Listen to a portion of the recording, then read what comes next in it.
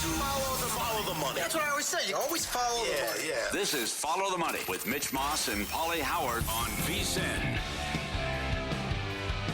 Here we go. It is Follow the Money on VSiN, the sports betting network. Mitch Moss, Pauly Howard, live in downtown Las Vegas, Circa Resort Casino for the next 3 hours.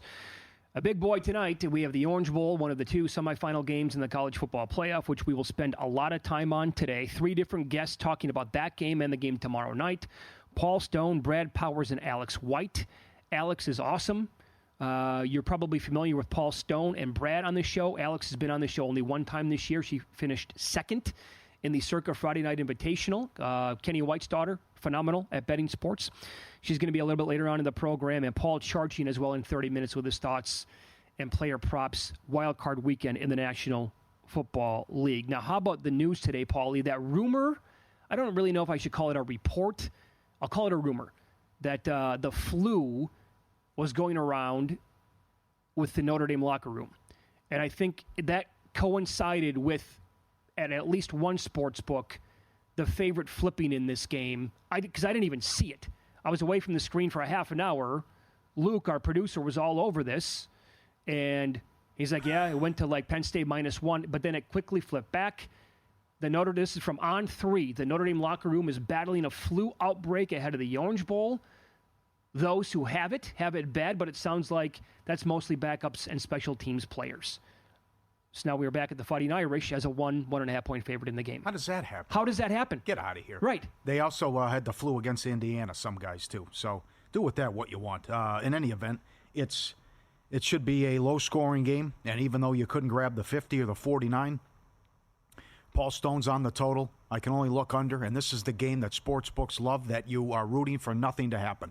So I'm going to be anti-fun and boring Pauly tonight with no score first 5.5, no score 6.5, first quarter under, largest lead under, longest touchdown under, and much like the Georgia game, just know who's going to make the mistake at quarterback.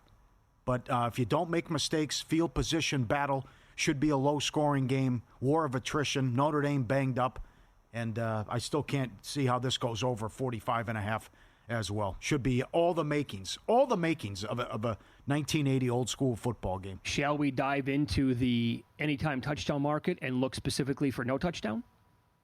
I bet it at 80-1 last week against Georgia. We were live until you jinxed it on the air right before halftime. Yep.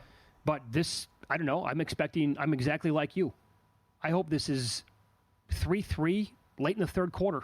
I think that's in play because you got a number 2 defense giving up 13 points per game, 12 wins in a row. They've been awesome defensively. I guess the only hiccup was against USC, right? Shut down Georgia. You want to say backup quarterback, okay. Dominated Indiana. The scores were in garbage time. And then it's, do you trust Aller? And I don't. No, neither do I. No, and if a quarterback's going to make a mistake, it's going to be him. And the other thing, too, is I don't think Notre Dame's going to beat themselves. They're so well coached, well prepared, and Penn State has benefited from 7 turnovers in the 2 games, with Madsen and Jennings losing their minds. And the other wing is Franklin. So here we go. It all lines up for Franklin, 1-14 at Penn State against top 5 teams. It feels like first to 17 wins. Oh, that might be too aggressive. Might be first to 13. That's first possible. To 10. Who knows? That's possible. So I'm also, you're exactly right. Franklin, all the negatives are out there about the guy when he takes on really good teams. They've been awesome so far in the playoffs. I would also consider the SMU, how they absolutely lost their minds early in that game, and the 2 pick sixes gave them a clear advantage there. I don't think they were not playing good football. I thought SMU was a better team for the first quarter and a half. And Boise had more yards and more first downs. That's exactly right. Yeah. They were outgained, and Drew Aller had 13 completions in that game. Mm-hmm. But you get, Boise has 3 turnovers. That's going to cost them, and it did. I'll flip it, and I'll give you some negatives here on the Fighting Irish. They had 244 yards against Georgia. 90 of those yards came in the air. Like, they're not. Come on. The passing attack, this looks like 1960s football with Notre Dame. Yep. It's all about Leonard running the football and also their 2 backs. But, again, their star running back, Jeremiah Love, who had that 98-yard touchdown run against Indiana in the first round, he had 19 yards on 6 carries last week, clearly hobbled. His rushing prop has dropped all the way from 52.5. What's the latest you saw on that? 32.5. So it's down 20 yards. Yeah. And kickoff's only a couple of hours away. Uh-huh. The longest completion for Notre Dame in that game was 14 yards. Now, when you look at the ground game for Penn State, 702 yards in their last 3 games. Their running backs are special. They killed Oregon on the ground in the Big Ten title game. Both guys were really good in their playoff games. However, Notre Dame's defense, Pauly, as you pointed out, no doubt it's the real deal, and they allow 3.6 yards per game. Like, what it's going to be, Yep. What gives there, right? Is it Notre Dame's defense getting blasted by the Penn State's running backs, or are those two guys, Singleton and Allen, yeah, are they going to be minimized tonight in this game by a really, really stout Notre Dame defense? It's all I think Penn State has the edge with the 2 extra days rest. No doubt about that. But it also goes back to what are you drawing up as an OC and what are you going to try to take away defensively? As we saw Penn State focus and want to shut down Genty, and then Madsen had some big plays and he hits the tight end wide open. It's a 3-point game deep in the third quarter. I think they'll contain the rushing attack and make Aller beat them. And as we said yesterday, the Big Ten title game hasn't aged well, considering how bad Oregon looked defensively against Ohio State. But does he turn it over? And does it flip here? Is Penn State the beneficiaries of all the turnovers in the first 2 playoff games? Notre Dame, number 1 in takeaways this year, and 155 points off said turnovers. And that could decide. We saw what happened in the Georgia game, right? Horrible coaching, horrible job by Smart, and that flipped the game along with the kick return to start the second half. So I don't think there's going to be any. I'm concerned about the Notre Dame offense, absolutely, because you have a banged up Love. How about these juicy middles? You got like 20, 25-yard middles on Sure. Leonard rushing yards and Love rushing yards. So I don't think they'll have success on the ground. And then it comes down to Leonard, and it's going to be dink and dunk. If the one guy who I think who can run the ball will be Leonard, but with Love banged up and Flanagan hurt and Cross hurt and Mills is out, this has got to be 16-13 to me. It's got to be 17-14. Well, as popular as the under has been on the Jeremiah Love rushing yards prop, you can also flip that and say it's the other way with the Riley Leonard rushing yards prop, the quarterback for Notre Dame. 14 carries, 80 yards against Georgia in the last game. Against Indiana, now keep in mind Indiana on the year had one of, if not the best rushing defense in the entire country. And he had 11 carries for 30 yards in that game and 1 touchdown. But if you go back and look at his game log, because his rushing attempts prop tonight is 11.5. I think that feels like the right number. Although I think that also the game plan here for Notre Dame is to get him involved yet again, and he's going to even take off when the guys are not going to be open in the passing game. But 11.5, he did go over that number a handful of times this year. If you go back from game number 1 forward this season, it was 12, 11, 11, 12, 13, 6, 10, 10. So, perfect number. I can't make a case for either one that I love. The rushing yards prop would be the one that I really, really like, but that's already ballooned up again to like 49.5. And early in the week, if you were playing the ladder props on Riley Leonard to get plus money at 50 plus, 60 plus, that kind of thing, I think that was probably the right approach with him. I'll throw you this too. Tyler Warren, tight end for Penn State, phenomenal player. His prop as low as 63.5 tonight. The receptions prop is 5.5. On the season, 98 catches, 1,158 yards, 8 touchdowns. That includes the playoffs. 9-6 to the over, 5.5 catches. And he's done that in 6 out of the last 7 games. But he went over 63.5 yards in 7 games this year. So it was far from like every game he was blowing by this number, obviously. Otherwise, it wouldn't be as low as 63.5. He did have 5 straight overs at 63.5 entering the playoffs, 2 unders since. But Penn State's going to move the ball, I think, somehow, some way in this game. I'm not expecting like 400 yards by any stretch, but is it going to be out of the backfield with those 2 backs, or will it be this guy through the air because he's so good? It's a tough handicap from the side total. It's a tough one. But there are 45 and a halves are still out there. Yeah, I still think that's too high. And the other thing, too, is if it plays out like I think, and like the Georgia game, I bet over 3.5 field goals, 3-1. And I took first scoring play, Penn State field goal plus 450. You could also do that with Notre Dame as well. Okay. I know a lot of people here on VSiN, they've been making the case for Notre Dame's first drive to end in a punt. Who has that? That's probably a DraftKings, I would think. Okay. Maybe a Caesars. What is it? Even money? It's like even or minus 105. I think you're right with what you said, by the way. if anybody turns the ball over tonight, again, it's been going Penn State's way. That's got to stop. With the turnovers. Yep. But Riley Leonard feels like a guy that's not going to go out there and throw like 2 or 3 interceptions tonight. Mm-hmm. Could be wrong. Yeah. But I just don't see that happening. He's very careful with the ball. And he would prefer to take off rather than like force a really bad toss, the way it seems. Again, the big news this week, huge. We're coming back to Sirius XM starting January 17th. Channel 158 in the Sirius XM app. In addition to the new channel, a new show for Sirius XM, VSiN Live, Mad Dog Sports Radio, Maher and Dustin, every weeknight from 7 to 10 Eastern. Sirius Channel 82. January 17th, VSiN Channel 158 on Sirius XM. Great to be back. My brother asked me a pretty good question today. That is, what if we get Penn State, Ohio State in the national title game? What will national media say about 2 Big Ten teams playing? Sure.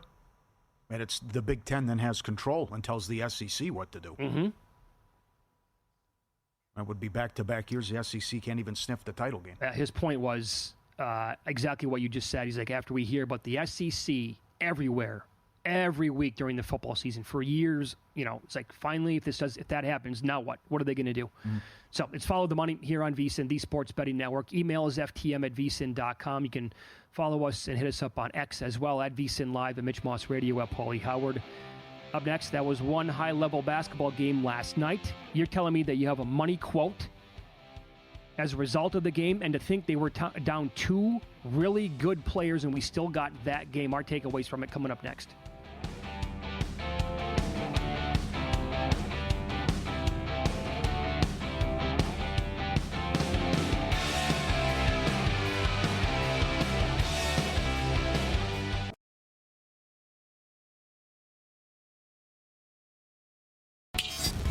This is Follow the Money on VSiN.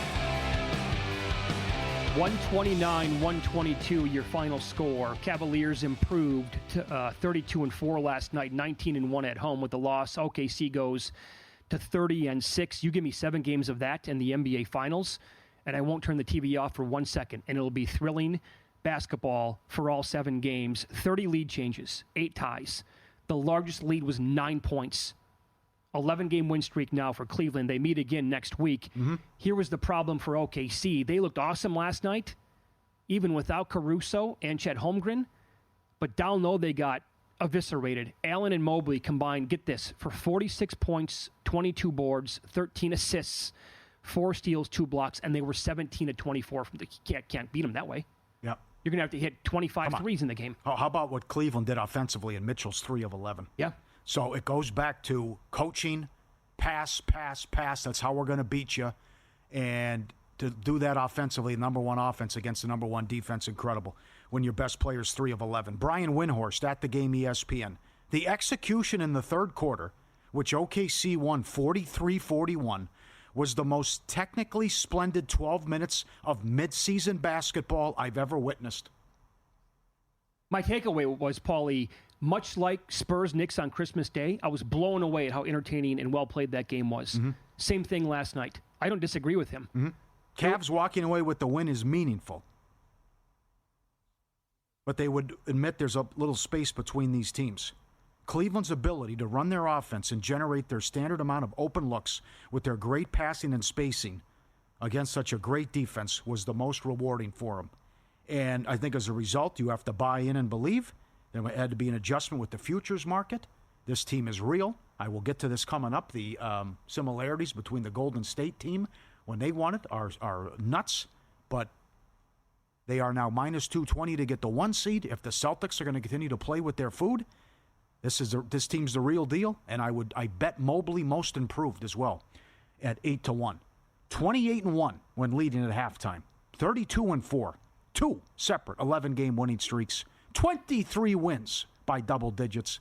And as you mentioned, 19-1 at home. It's a great story. Hell of a team. To your point, the extra passing last night, how many times when they were zipping it around the court, when they would find way, and OKC again is historically good defensively. I get it. Caruso's awesome on defense. No Holmgren, whatever. But Dort was lights out on Mitchell last night, hence him having a terrible game. So was Wallace on him. Yeah. But how many times when they would make that extra pass and find like a Wade or a Strus in the corner, and if you give those guys a foot, right, it was nothing but net every single time. And to get that guy back, Just Strus is going to knock down those open looks, right? So there's snipers out there. Yeah, when you look at the roster, you're not blown away. With the team basketball, and I feel good for Allen. Remember when they got swept by the Knicks or lost in 5, whatever it was? He said the lights were too bright, and they're together, chemistry, great coach, and you just see the ball movement, getting everyone involved, and Garland has really taken a big step also with his game. I will say, like, in my head, again, comparing that team to another team that comes to mind, it was the Spurs when they got revenge against the Miami Heat, in 2014, when it was some of the most beautiful basketball you're ever going to see. The extra pass, the sharing of the basketball, the open shots, and how they converted and how they executed, won them a title. Yeah. And that's exactly how the Cavaliers play and how they played last night. Atkinson now as high as $4 Coach of the Year. Wow. But I just think they're going to be able to do this, and again, with their record. And other than that, you want to call it a fluke, but not respecting Atlanta, the home and home. They've been dynamite because they didn't play well at Boston and could have won the game, and they were in that game. And probably Miami flew with one of those other losses. You said they're what price right now to get the 1 seed? Minus 220. Okay. Also take a look at best record at the All-Star break, too. But again, you're running out of time here.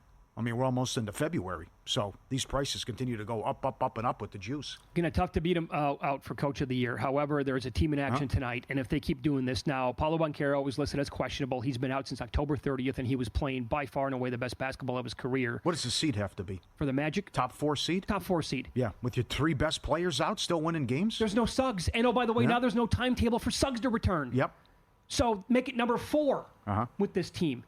So I originally wanted to bet the Magic, thinking that Paulo might come back. Suggs was going to be okay in this game. Now, T-Wolves are up to 6 now. So I don't think I'm going to get involved, but here's what I did do. Anthony Edwards now on the year, 25-11 over his 3.5 made threes. This was a thing at the very beginning of the year because books were not adjusting quickly enough to his made threes. And then it disappeared because the numbers got too high. And then the amount of attempts that he was taking from downtown also dropped. He's averaging 12 attempts from downtown in January. That number dropped to 7.9 for the entire month of December. His last 3 games, 7 of 11, 6 of 13, and 10 of 15. So it's back to early season Edwards, and I thought it was more than fair tonight at a good price at 3.5 over minus 104, minus 105 for made threes with him, and I climbed the ladder a little bit with him as well. Mm-hmm. The other thing is you have to go for it and make some moves. And I was listening to the Brian Windhorst Hoop Collective podcast. Orlando hasn't made an in-season trade to improve the team in like 9 years. Wow. And it was Markelle Fultz. At the time, he didn't think it was, improvement. So. Oh, my God. Markelle Fultz has been in the league that long? Yeah. I guess that was the Jason Tatum draft. Whatever it was, yeah. 6-7 years ago, whatever. Right. Wow. But you got to go for this now. And you just been so bad for so long, and you got that taste last year that you have to make a move at the deadline and try to improve this team, and you're in the mix, no doubt. And Mosley's in the mix for these awards, too, if they continue to win. I don't know how he's doing it, but I don't want to do it with Minnesota. I don't trust them, and they've been a major disappointment. And as I said earlier in the week, they had no business winning that Clipper game until Edwards turned into Superman late with the threes. Yeah. He had, 53 against the Pistons, too? That's the game that he hit the 10 threes? Yeah. So he's been, I guess. Chemistry isn't right. No. That's right. And I guess he's just going back to early season form again, saying, well, we kind of stink, so I'm taking 23s a game now. And speaking of chemistry, this Hawks-Suns game's interesting. The Hawks playing good ball. But will Beal and Jurkic do the right thing and embrace coming off the bench? And Beal said all the right things about, they're trying to trade him. He has a no trade. He makes all that money. But they're best served with him coming off the bench. He says, I'm not a bench player. I am a starter. But he embraced the backups, the guys who've been getting to the starting lineup, and he had a great game off the bench the first time. We'll see if Jurkic does the same thing. But here, another big disappointment where you thought Budenholzer, Coach of the Year, I love their win total over, and they were off to a hot start, and then Durant got hurt, and it went to bleep. Yep. This team cannot be under 5. This is embarrassing that they're under 500, and we'll see if they embrace this role now. Short sample. But it went well in a couple games, but I think it's still too many points here. They have to prove it to me that they're able to put together a winning streak here and actually cover big numbers. Good start, though, beating Philly on the road. Yeah, definitely check the status of the Hawks starters for tonight. Jalen Johnson ruled out. He's not going to play in this game. There are some others, too. I think that just pay attention to it if you're going to be betting that contest. Booker is 23-7, under 4.5 rebounds on the year at the prop analyzer at vsin.com. Dyson Daniels, 24-9, under 4.5 assists Hornets-Lakers game, of course, postponed because of the fire and because of the horrible weather in the Dallas area, which might impact how many people can get there for the Cotton Bowl tomorrow night. Yep. The Blazers-Mavericks game has been bumped up to 7:30 Eastern time tonight, 4:30 Pacific. That team is 2-5 since Luka went down. Kyrie also out. Yeah. PJ, no, here's the thing. He's 23 and PJ Washington under 18.5 points on the year, 23-6. But that's, again, that number, somebody has to score points with those two guys out. So I'm going to be very careful on something like that. Quentin Grimes averaging 15.5 points, almost 6 rebounds, and 4 assists in the games that Luka has been out. He had 23, 9, and 6 against the Lakers. He also made 6 threes in that game. Are you on the Heat? Tell me you're on the Heat tonight. Tell me why I need to be on the Heat tonight. They just played Utah at home and lost by 36 points. Revenge? Humiliated. No? They're hard to figure out. Routed at home by Indiana. Routed at home against Utah. That was after the Butler suspension was announced. Should have beat Sacramento, lost in double overtime, and then the next night pounded Golden State. Like, it's hard, you can't get a read on this team. I know. But after being humiliated at home, I would think this is a good opportunity here for the Heat to get back and stick it to the Jazz. They're a very difficult team to figure out, as you said. But I know this. The Jazz play in some crazy high-scoring games, so it's 222.5. Yep. That could be an angle, too. That's here. right. Look at their scores going back. Yep. Yeah. In sports betting and trading, understanding probability, the ultimate game changer. Unlock the secrets of high probability trading with Todd Bubba Horowitz, former floor trader and seasoned sports bettor, over 45 years of experience. Visit BubbaTrading.com/VSiN today. Promo code VSiN500 to save $500. Don't miss your chance. Sharpen your strategy and gain the edge in your trading game. BubbaTrading.com/VSiN. Promo code VSiN500. What do you think about the Cavaliers-Celtics if that's the Eastern Conference Finals? Cavaliers with home court. Be a hell of a series. I don't know what they'd make it. How high would Boston be? But I would have to look at Cleveland with a nice plus I don't think price. Boston would be too high. They about depend. I mean, we're Really 3 not? months away from even the regular season ending, but Yeah. I think it'd be a really fun series. Be a hell of a matchup, right? Huh? And maybe the Bucks can make this interesting, too. Loser on, I don't know what that was, second quarter out of the Spurs, but the Bucks are hard to figure out, too, but they have the talent. Paul Charchian on the program coming up next. He is loaded with player props for Wild Card Weekend, National Football League, and I was surprised to see how low this number was.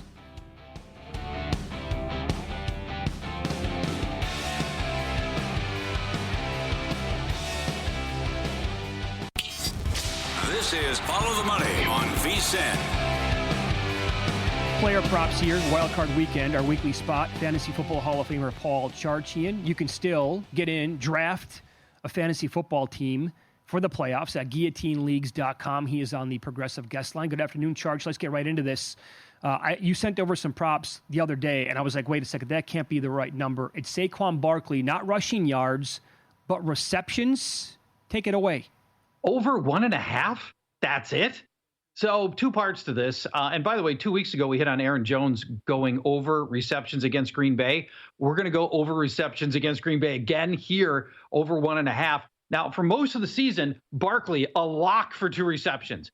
But lately, the receptions have dried up. Well, how come? It's because Barkley was on this mission for 2,000 yards. And in December, they dialed back his receptions because the rushing numbers were so big. He had a 29 carry game. He had a 31 carry game in the last 2 weeks. So they were really pushing Barkley hard. They didn't want to throw to him. And so they dialed back the receptions. That's all going to come back now. He's hit the 2,000. He's rested from the last week's bye. The big reason Barkley's going to go over, though, is Green Bay. Over the entire regular season, Green Bay has allowed the 3rd most running back receptions in the league, 5.5 per game. They've also allowed the 3rd most running back receiving yards, but I prefer the reception line on this one. More importantly, over the last 6 games, Green Bay allows the most running back receptions. And over those 6 games, 11 different backs have topped 1.5 receptions. And here's your real clincher. Get this. 12 straight opposing lead runners have topped 1.5 receptions against Green Bay. 12 straight. What are the odds Saquon Barkley's going to break that streak? That's phenomenal. Great breakdown. While you're a Hall of Famer, let's stick in this game. You have two more that you like. Let's go to the opposing quarterback here with Jordan Love. What do you want to do with him? We're going to take the under here. Two big factors at play. You've got the great Eagles secondary and Jordan Love devolving into a dink and dunk passer. And it's all because of the loss of Christian Watson, which really hobbles this offense. In the last 3 games without Christian Watson, this ACL, Jordan Love's average distance of target drops off a cliff. Now, normally with Christian Watson in the game, his average distance of target is 8.5 yards. That's the 4th longest in the NFL. But then you take Watson off of this team. In those games, his average distance of target drops down to just over 6. That's the 2nd shortest behind only Cooper Rush. Now, you might be thinking to yourself, well, it's only a couple of yards, whatever, 1.5, 2.5 yards, who cares? But here's the thing. It makes a huge difference extrapolated over the whole game.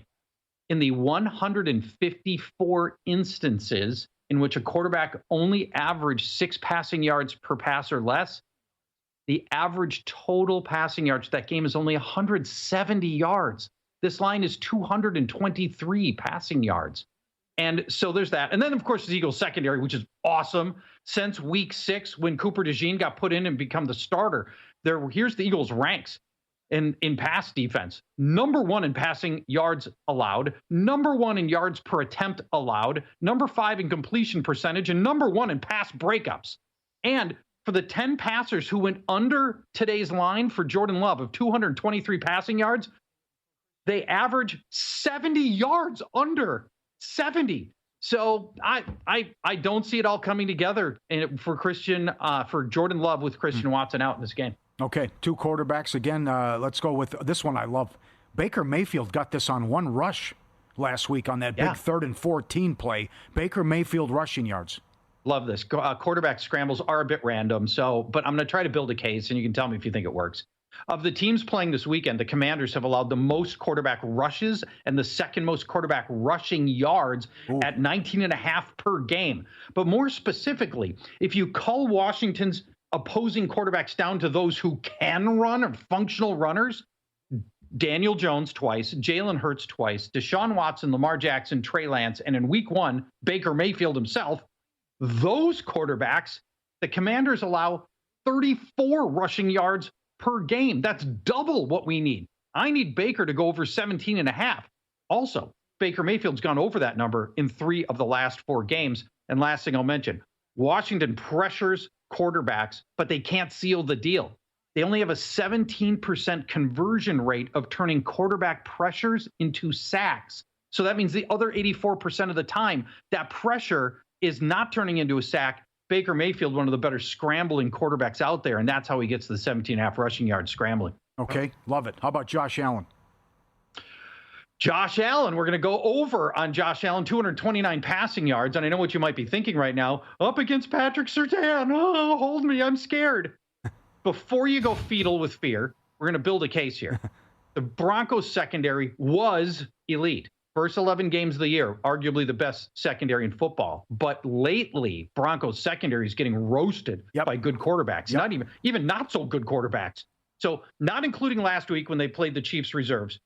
The previous 5 games, Broncos allowing an average of 331 passing yards per game. That is 110 more than I need for today's line. And those numbers came against only one elite passer, Joe Burrow. The rest of them, Justin Herbert, Jameis Winston, Anthony Richardson, and the combo platter of Gardner Minshew and Desmond Ridder. That's it.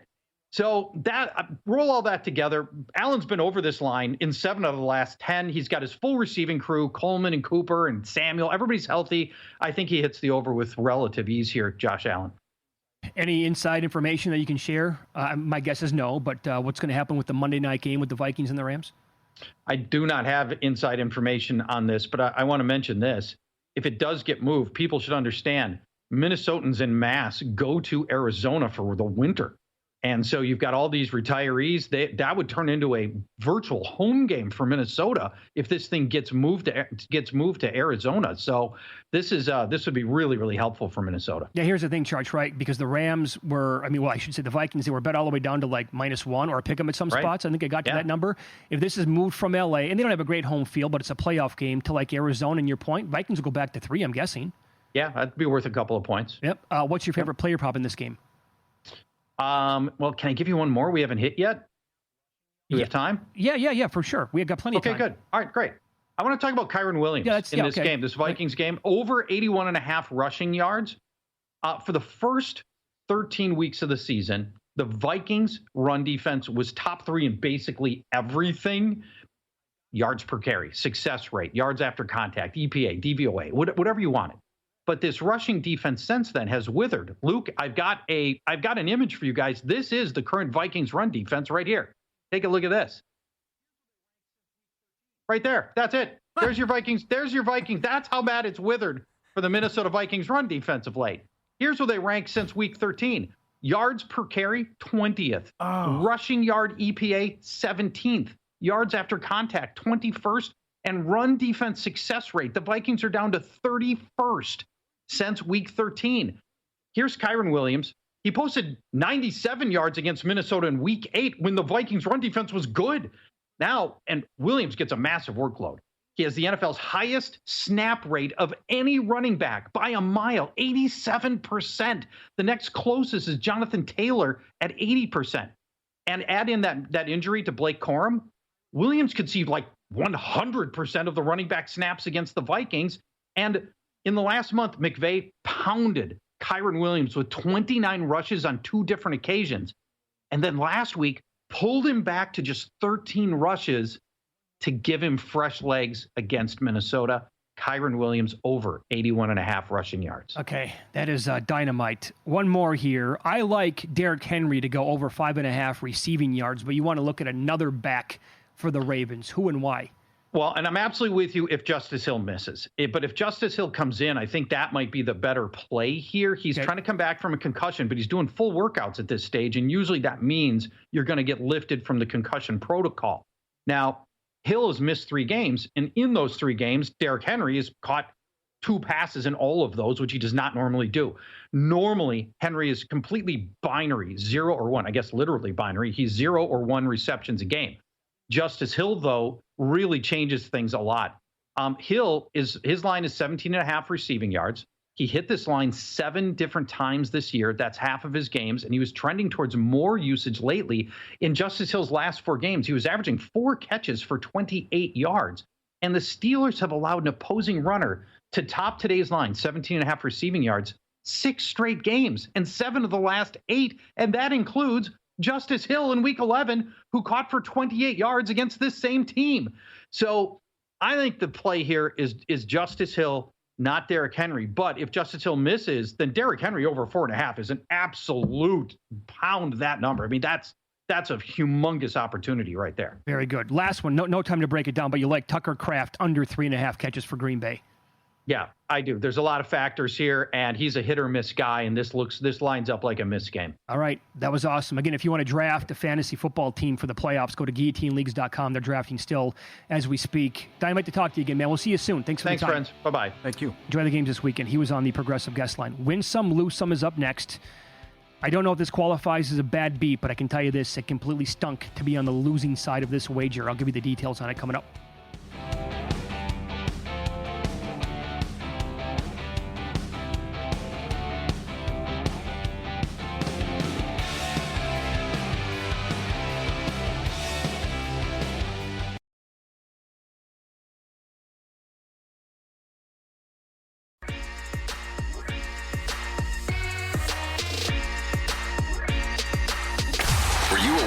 Night? Wow, winning. Or was it a rough one? Well, they can't all be winners, can they? Loser! You're a loser! Pauly Howard recaps the night in sports betting in Win Some, Lose Some. Incredible game. Over action. And 227 up to 231. Cavs and Thunder. Awesome game. And I concur with what Windhorst said about the third quarter, 43-41 OKC. You know what drives me nuts about people who hate the NBA? they would not watch a game like last night. They'd see the score and they'd be like, my God, where's the defense? First of all, when the NBA had good defense, it was a horrendous product. OKC has legitimately a historically great defense, but it doesn't matter when you have shot making like that and skilled players who just are dynamite at passing the ball, getting it to the open person, and then guess what? There's an open three, it's going down. Also pace. It was a great game. Yeah, in the 90s, everyone walked the ball up the floor. Yep. That's why the games were in the 80s, too. Pistons, Nets under 216 down to 211, 113-98. Cavs win some, 28-1 when they lead at halftime. Record of 32-4. 2 11-game winning streaks, 23 wins by double digits, 19-1 at home. Nova and under. What happened here? Nova plus 2.5 to minus 1.5, and the under 147 to 143.5. I had Nova when they flipped to the dog, but I took a money line. I had them even money. So it's Villanova 60. I'm sorry, I had UConn. Villanova led 67-66 with 107 left. This is the sequence for UConn. Down the stretch. Miss three, offensive rebound, timeout, miss jumper, steal, miss layup, offensive rebound, foul on Villanova. Karaban misses both free throws. That's your ball game. Yeah. How many times in the last 2 years would I lose a game like that with Hurley and UConn? Not one. Not one game until last night. Yeah, Calipari goes down again. Old Miss plus 150. Couple lose some. Bulls Pacers over 242 up to 246.5. Don't cut and pace, guys. Come on. It fell 242. Wizards Sixers over 216 up to 222. And the Clippers from 1 up to 4. Joker out. And they took out the Clippers no problem, and Kawhi away to be with his family. Couple lose some videos. Subscribe, be part of the team. vsin.com, our radio and podcast friends. You always want to see these tweets and videos at Pauly Does Vegas on Instagram. A new one where the dog has the zoomies in the car. He's in the back seat. Go out the window to the left. Go back out to the right. Come back out to the left. The guy behind us, the car's filming the whole thing. But this is unprecedented. And finally it's like, oh, I've had enough. I can't. I'm getting dizzy. Oh, no. Back again, more zoomies. It's a little scary when you're the driver, though. Yeah. And that happens. I got to be very careful with Frankie because he always does the windows. He'll hit the power button and it goes down. And I've heard so many stories about just like dogs when you're going 30 miles an hour. They're like, okay, see you later. I'm going to jump out the window. That would be a killer. Yep. And this is the French Bulldog giving you a heads up. He's getting ready for the zoomies in the living room, right? He's looking, right? Yeah, okay, you ready? I'm going to do my thing. Are you ready? Here we go. Look at the big fella. Get the big porch, front porch. Oh, look at he has to run. His legs are so short. I know. He's just running around the coffee table nonstop with the zoomies coming back in. Oh, at 360. Then he stops, showing off, going back around. That's a big coffee table, looking good. There, okay, a little tired out, right? Gonna lay down. Look at this. Look at this guy. Reminds me of Art. Doug's French Bulldog. I got to get one. They're awesome. They're 10 Gs, though. Look at him. He looks like he's at the Olympics ready to run the 100 meters. Look at his face. You want to see me go? Ready? Here we go. No, he squats like his lower back is so close to the ground. Yeah. That's awesome. I'll show you one tomorrow. This dog gets a workout, what he does with the door. Excellent. Get ready for Big Game 59 with a big deal to match. Save $59 off VSiN Pro annual subscription. When you sign up with promo code FTM, become a VSiN Pro annual subscriber. Bet smarter all year long with full access, every best bet, every host, every guest. The betting splits from DraftKings and Circa. The dog videos, the moose videos. VSiN.com/subscribe. Promo code FTM. VSiN.com/subscribe. You ready? So what we waited for. You know, I could have had better matchups, but this is a good matchup tonight. But 5 straight days playoff games should be, I agree with Derek, eventually it'll be number 2 weekend to come to Las Vegas, ahead of the Super Bowl. Okay. Only behind March Madness. Yeah, it's going to be very difficult to like top March Madness or get on that level, and it's because it's 4 days in a row, and you have games going on out here Pacific time that start at 9:15, 9:30 in the morning, and they go until 9:30, 10 o'clock at night. You can't spread games out over a format like this and come close to those 4 days. That's special, unique, and can't be topped. Yeah. But this is also like this weekend alone, starting tonight. I can already tell you that this is how, as someone who is married now with going on 9 months old, little Sebastian, I can already tell you the friction that's coming at the Moss household. Tough. She wanted me to go to an event tonight. I originally committed, and then I said, wait a second here, what am I thinking? There's a game going on tonight. That can't happen. She had something planned for tomorrow night. Oh, boy. That's already been canceled. I'm already doing something else for that game. Then we know people who are in town on Saturday, hanging out at sports books, pools, whatever, all day for the games. Well, I'm going to be gone to watch the games on Saturday. And then, you know what? I'll stay at home with you and Sebastian on Sunday. Problem is, games are on for the next 9 hours, so I'm going to be useless. I'm speaking for a huge majority of people probably right now who are in my position. Yep. You have nothing to worry about because you never made the mistake like I did. Yeah. Is he? I'm half joking, but yeah. Is he dating yet? Is he interested in girls? I cannot begin to tell you, Paul. You joked around that you and Sean are thinking about this. Huh? And I said, don't. You would not believe how much a kid changes like every month. And I'm looking back the last month and a half and looking at photos to what he looked like and how he's operating. He's grabbing. He's like this now. Grabbing stuff. Always got to be. He's on almost alert. standing, and he's going to be walking pretty soon. He's scooting all the way. It's incredible how he has changed in the last 6 weeks. How do you compare it to a puppy? A puppy is infinitely easier. It is? It's not even. Oh God, there's no comparison. Why do people tell you that having a kid is the same thing as a dog? I could see. Oh, wow. Not even close. A dog is light years easier than having a kid. I love having puppies. I think it's great. Done it several times. Yeah. They can be a headache, but this is, if you're not on your toes now where he's at, the house is going to burn down. Okay. Similarities there if they grabbed the wrong thing. Yeah, that's fair enough. Yeah. But this is, I was thinking about it too. Like if some of these teams didn't vomit on themselves and blow their seasons, like if you had Miami playing or Ole Miss, Oregon, certainly how big the totals would be and how fun they are to watch. But, they blew it. But well, they have nobody to blame. Sure. But let's take advantage of this, and hopefully we get a 13-10 game. I mean, I will say this, again, comparing it to March Madness, how many times last 25 years, when you're living through it, have you said, this is an unbelievable Final Four? Yeah. My guess is it's going to be, you can count that many times on one hand. Yeah. A Cinderella would have been nice, too. I thought Boise, Notre Dame would have been great.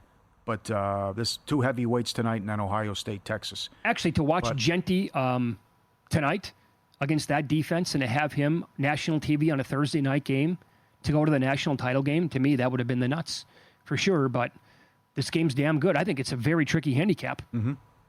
Other than maybe well, side's tough, yeah. Yeah, side's definitely tough. Here's the thing, right? Every person in the world has made the case for the under, and I get it, it's dropped, but now it's holding steady at like 45.5, which is still a key number with totals, and it feels like too high of a number, but why is it staying at 45.5? Why is it not coming down even more? Because then books are going to be exposed because of a huge middle opportunity and people who bet but that's, you're betting smaller limits when the game was released with the total than you are, 2 hours before game time. So, I don't know, 45.5 feels like a really big number to me anyway. You more excited for tonight or tomorrow night? Not tonight. Tomorrow could live up to the hype, but it also could get out of control.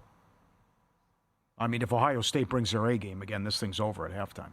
I'll tell you that I saw some video coming out of Dallas on the freeways. Yeah, sure. With all that snow and then the ice. Again, you reminded me that I was at that Green Bay-Pittsburgh Super Bowl. I think it was 2010. The whole area was overtaken by an ice storm. And so every year they will give the media, I always thought this was funny, they would give the media a police escort to like media day at the stadium. Is that necessary? Anyway, regardless. Yeah. We were driving, no joke, from like downtown Dallas to Arlington to the stadium for media day. I think the bus was going 15 miles an hour. I don't get it. I was on one of those too. That's when I went to go when the undefeated Patriots lost to the Giants. That's when I asked Brady, you got to be kidding me with this U2. They're the most overrated band of all time. And he disagreed and stuff. He's like, who do you like? I go Metallica. He goes, yeah, okay.